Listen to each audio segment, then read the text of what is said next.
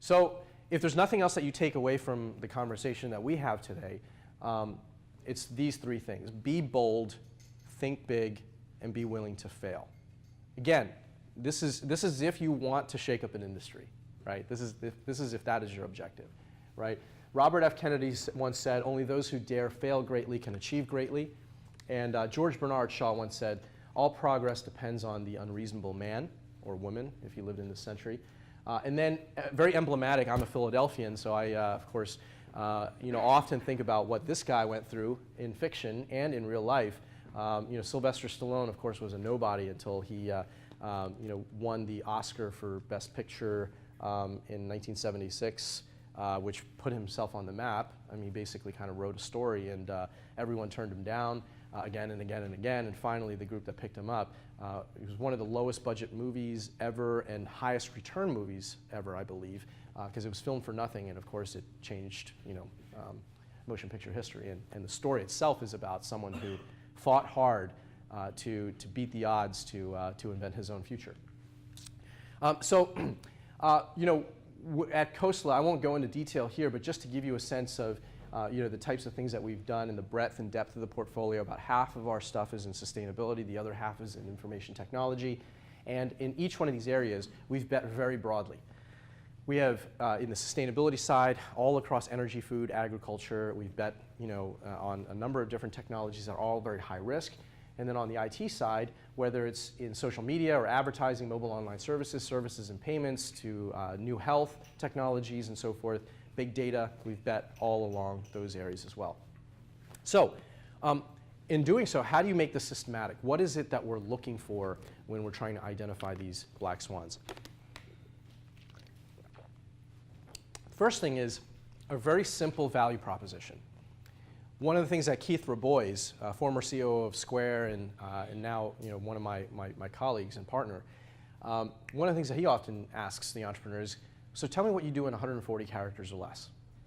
How do you express what you do in a very simple fashion? And why is that important? It's because whether you're in the consumer side or enterprise side or on the clean tech side or health, being able to express what is good about a technology allows you to spread like wildfire, right? So whether it's the basic word of mouth viral marketing that's associated with a web app, to a new technology that all of the enterprise guys are buzzing about because it's changed their customer acquisition model, or on the clean tech side, when a lot of these executives will talk about which technologies are changing a particular problem that they have, a very simple value proposition is critical and key. Irrational and emotional pull. So hopefully in the course of this presentation you've seen that. I've talked a lot of things that are, that are somewhat irrational. When you think about inventing the future and not extrapolating the past, by nature, that's somewhat of an irrational thing, because you're throwing out past judgment, you're throwing it out the window, and you're trying to come up with something very new. And that's, by nature, a very irrational thing. Well, if you have a technology, product, or service that is able to generate that type of emotional pull, where I have to tell my friends about it, or I have to implement this tomorrow, I've scoured the earth and I have found nothing that looks like what you do, so I need to have it today.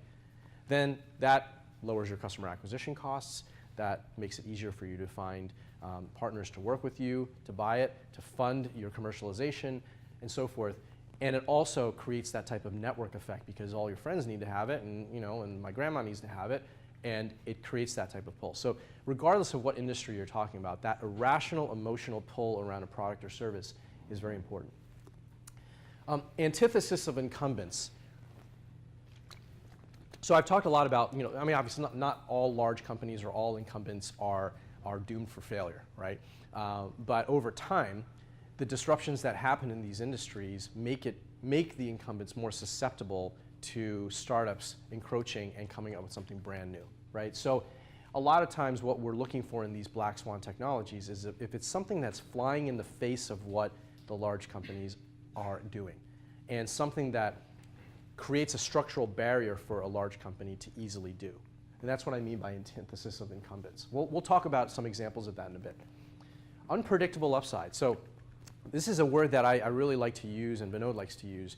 Kind of unpredictable upside or unknowable upside, something that you can't put on a graph, right? Where if these things, 5 of these things kind of, improbable events all line up, all of a sudden it creates a very unknowable market growth or market growth story, right? That's really what happened with a lot of those, the social networks that we were talking about earlier, especially some of the ones in China, right?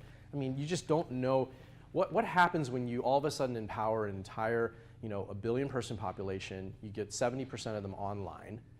You get, a bunch of, you get 60% of them all of a sudden into a middle class in the next 10 years, and every one of them has a mobile device, and they're willing to spend an extraordinary amount of their income on, on mobile devices and services. What does that mean? Well, those things all lined up create the possibility for these social networks that can go from 0 to 500 million people in 2 years, right? No one could have predicted that.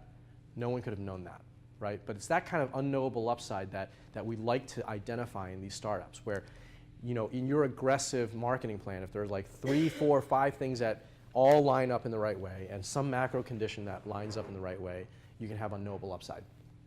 And then that leads to industry toppling potential, right? So for us, again, we're more aggressive and we're a bit bolder, I'd say, than your average VC firm. But we are looking for entrepreneurs that have the capability, if all the stuff lines up and all of the improbable things line up, that you have the ability to change an industry and potentially topple an industry. And we'll go through some examples of that.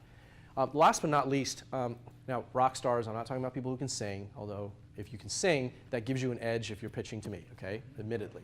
But rock stars meaning people who are A players across a couple of different dimensions.